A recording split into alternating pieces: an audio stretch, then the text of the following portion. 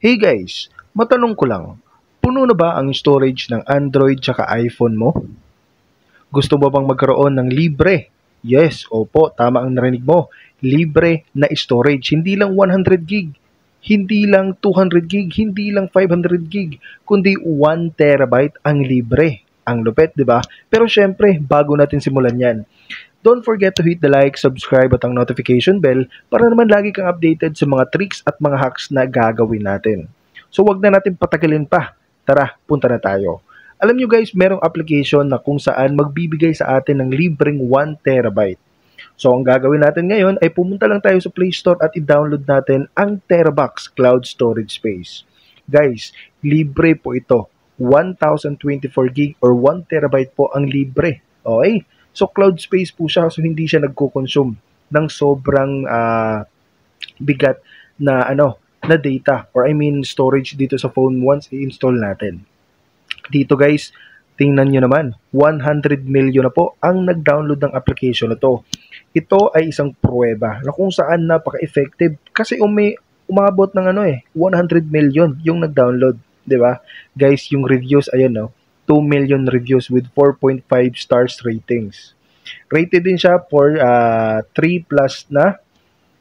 Tapos, ayun makikita nga natin dito 4.5 star ratings yung napakalaki, 5 star, 'di ba? So almost 5% din yung nakikita natin. So tara, wag na natin patagalin, i-open na natin yung yung application. Pero kung bago ka pa lang mag-download, ganito pala yung makikita mo. So ito yung kakalagin ko lang din eh. So login to Terabox. Get your exclusive 1024 gig large space or 1 terabyte. So ang ginawa ko kanina, continue with Google, tapos nilagin ko lang yung Google account ko. Pwede ka rin mag-login using Facebook or using your mobile phone. So pag pinindot mo, dito sabi dito backup settings.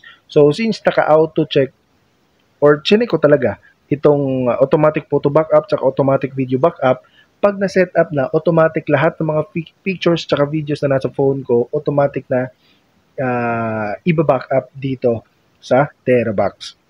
Pagkatapos noon, pinindot ko lang itong completed, tapos inalaw ko, tapos ang ginawa ko dito, hindi ako nag-subscribe dito. Okay, hindi ako nag-subscribe sa nila guys. Sa 109 pesos per month. Kasi nga libre naman, 'di ba? Nabubulol tayo. Sa tutorial na 'to, libre din yung ituturo natin. So pindutin mo lang tong skip. Pagkatapos mong pindutin yung skip, ay mapupunta na tayo dito sa dashboard ni Terabox. So skip lang muna natin yung ads.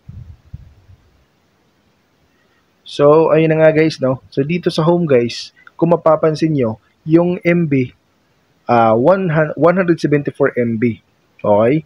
Tapos, over 1,114 gig use. Kung mapapansin nyo, ba't tumatakbo? Kaya from 177 naging 180. Tapos, tingnan nyo, ayun, naging 182. Bakit? Kasi, ang sinabi ko nga kanina, kakagawa ko lang ng application na to. Kakagawa ko lang ng account application na to at lahat ng pictures at saka videos na nasa phone ko, automatic na bina-backup niya. Okay, kasi nga chinek ko kanina yung auto backup eh. 'Di ba? Yung dalawang naka-check kanina. So mapapansin at makikita natin dito, may mga photos, ayun, automatic bina-backup, hindi ko siya minamanual. Pero halimbawa guys, hindi nyo sinet or hindi nyo inallow yung auto backup na picture at videos, pwede naman kayong mag-manual upload. So ang gagawin nyo lang is pindutin nyo lang tong plus button, tapos ayan, take picture and upload. Pwede din pindutin mo yung photos, tapos pili ka lang ng picture, halimbawa ito, tapos upload mo, automatic na po siyang ma-upload dito. So, di ba? So, high speed download channel. So, ayan guys, sobrang safe to, libreng-libre din to guys. Unlike doon sa Google Photos na limited lang ata sa 15 gig yung binibigay, pero itong Terabox guys, grabe, 1 terabyte. Okay? 1 terabyte kasi halos lahat ng mga free clouds online, ang ibinibigay lang nila, parang nakalimit ata sa 15 gig. Di ba? Kahit nga doon sa Google Drive, 15 gig yung ibinibigay. Pero itong Terabox guys, ang lupit. 1 terabyte. Di ba? 1 terabyte.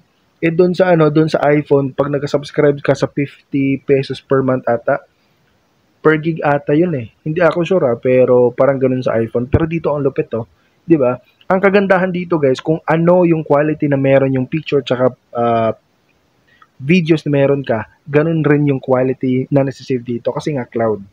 Okay, cloud to eh.